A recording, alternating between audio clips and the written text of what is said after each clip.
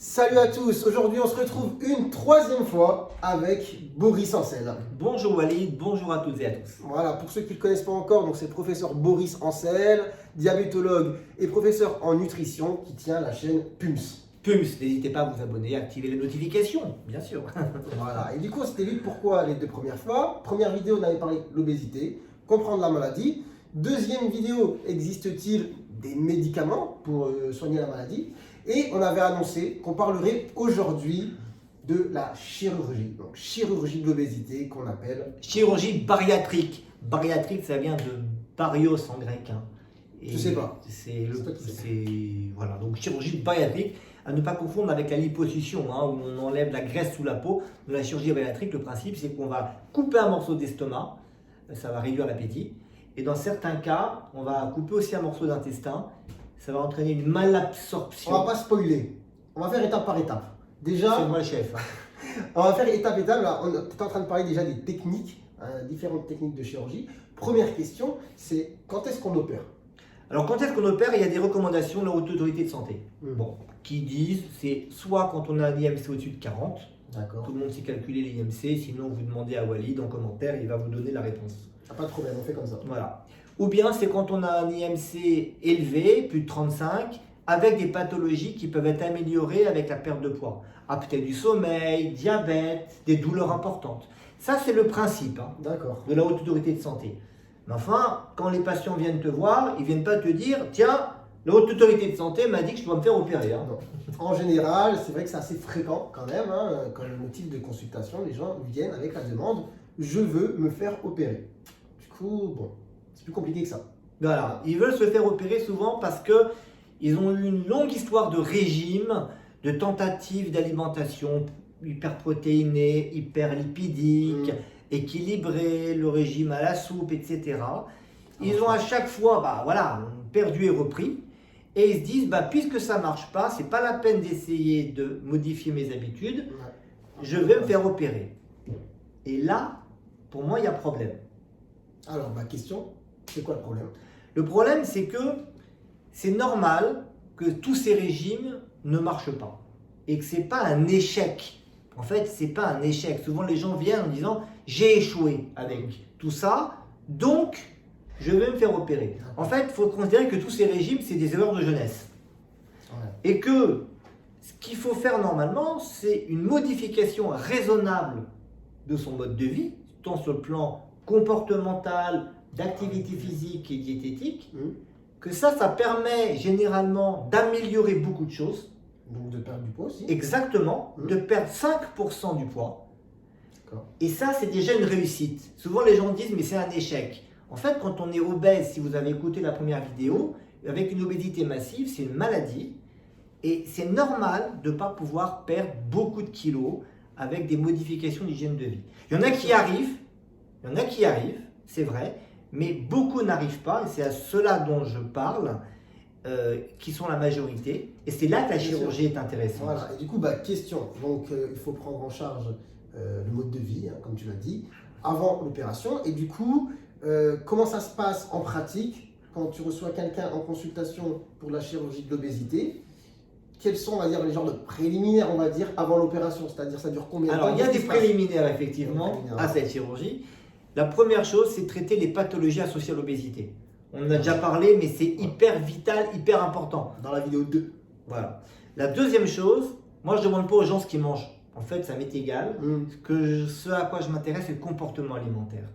Le problème, ce n'est pas de savoir si on mange un peu plus de carottes ou un peu plus de brocolis, ou si on mange des fruits sucrés ou pas sucrés. Tout ça, ce n'est pas le problème. La question, c'est est-ce qu'on a des crises de boulimie? Et souvent, les gens ne savent pas ce que c'est. Oui, bien sûr.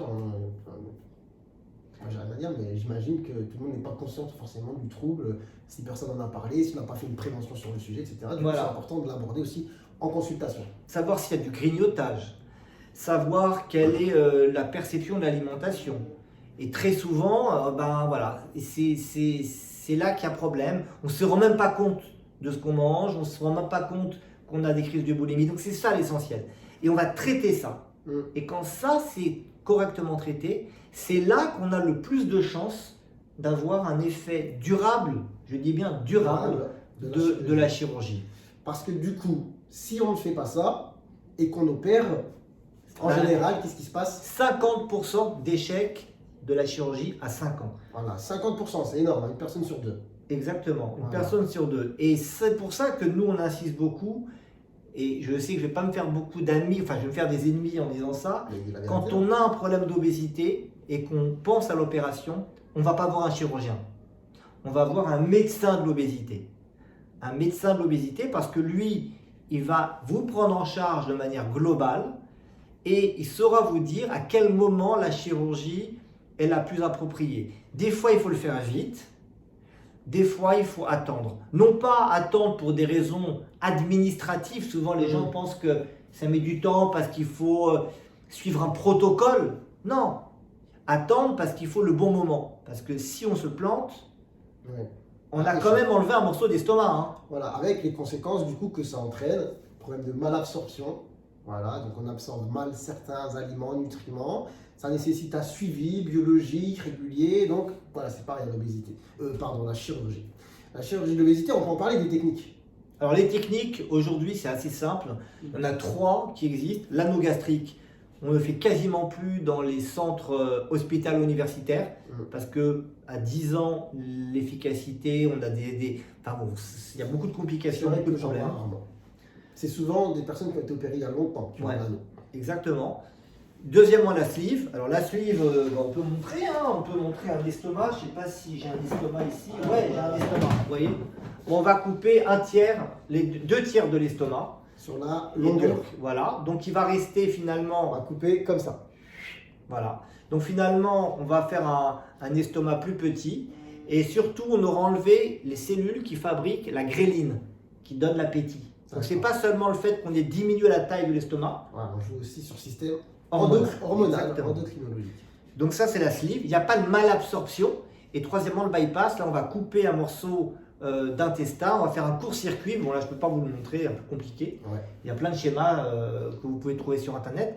Et on a à la fois une réduction de l'appétit et à la fois une malabsorption. Voilà. En France, aujourd'hui, la plupart d'opérations, c'est la sleeve. Ouais, si, d'accord. Donc avec qui nécessite ensuite un suivi régulier Et à vie. et à vie. Voilà, parce que le truc que moi je vois beaucoup, on va parler, c'est que je vois beaucoup de personnes en ville qui disent je me suis fait opérer d'une sleeve, genre en 2013. En fait, j'ai pas vu le médecin depuis 3-4 ans. Très fréquent. Très fréquent de dire voilà, j'ai pas fait de prise de sang depuis 4 ans, je sais pas si j'ai des carences et tout ça. Donc voilà, effectivement, c'est important de souligner que le suivi c'est sur le long terme. Ce qu'il faut comprendre, c'est que la chirurgie ne guérit pas l'obésité. L'obésité, on l'a dit, c'est une maladie chronique à vie. Vidéo 1.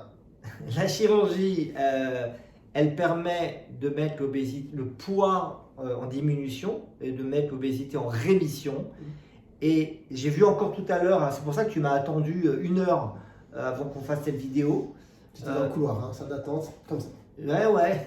J'ai vu une patiente qui a été opérée il y a 3 ans. Je ne l'ai pas revue depuis 1 an et demi. Elle a repris la moitié des kilos. Voilà, elle pensait que c'était fini, que ben non. Voilà, elle a repris les kilos. Problème chronique qui dure dans le temps, donc qui nécessite le suivi, etc. Bon, là, on se répète, mais du coup, je pense que sur la chirurgie bariatrique, franchement, on a fait un petit peu le tour. Hein. On sait à peu près quand est-ce qu'il faut opérer, pas vraiment, parce que c'est du cas par cas, mais en tout cas, ça se prépare. Avec un médecin de l'obésité, Un médecin de l'obésité. pas un chirurgien de l'obésité. Ouais. Je sais que je vais faire des ennemis. Tu as des chirurgiens ou tes abonnés? J'ai sûrement des chirurgiens, mais en tout cas, ce qu'il faut retenir, c'est que c'est une prise en charge quand même Ah, multidisciplinaire. mais attends, on adore les chirurgiens. Ouais. Mais les chirurgiens, ce qu'on leur demande, c'est d'être des excellents chirurgiens. Moi, si on me demande d'opérer, c'est une catastrophe. Donc, on ne peut pas tout faire. Eux, ils font la chirurgie, nous, on fait la médecine. Voilà. Enfin bref, on va pas entrer dans le débat parce qu'il va se faire insulter en commentaire et tout. Moi, j'ai rien dit. J'ai rien dit. En tout Mais cas. moi non plus, j'ai dit qu'on travaille ensemble. Oui, travailler ensemble. En tout cas, c'est multidisciplinaire, prise en charge globale. Et du coup, il y a le suivi derrière qui est très important sur le long terme. Et puis voilà, je pense qu'on a fait un petit peu le tour. On a parlé des différentes techniques qui existent. Et puis voilà. Donc pour terminer, on termine un petit peu cette saga sur l'obésité. Il y a encore plein de choses à dire. Hein. En tout cas, je pense que voilà, on a commencé sur la maladie, la comprendre, traitement, médicamenteux, tout ça. Est-ce que ça existe? Prise en charge globale, on termine sur justement Une la bonne chirurgie. entente entre les médecins de l'obésité et les chirurgiens de l'obésité. Qui travaillent ensemble, il faut que les deux travaillent ensemble. Voilà, de toute façon, je suppose que tu en connais. Ah mais bien sûr, mais moi je m'entends très bien avec les chirurgiens. Voilà, je pense qu'on en a assez dit pour aujourd'hui. Merci Walid. Ah, merci à toi, écoute. Et puis, écoutez, posez vos questions en commentaire, on essaiera d'y répondre. Et si vous voulez peut-être un volet 4 sur l'obésité, faites-le savoir et on verra un petit peu ce qu'on peut faire. Ou si vous avez aussi un autre sujet, d'autres questions, nutrition, Avec plaisir. endocrino, diabète, ça reste de son domaine. Donc écoutez, moi je vous dis à très bientôt pour une nouvelle vidéo. À très vite. Ciao, ciao!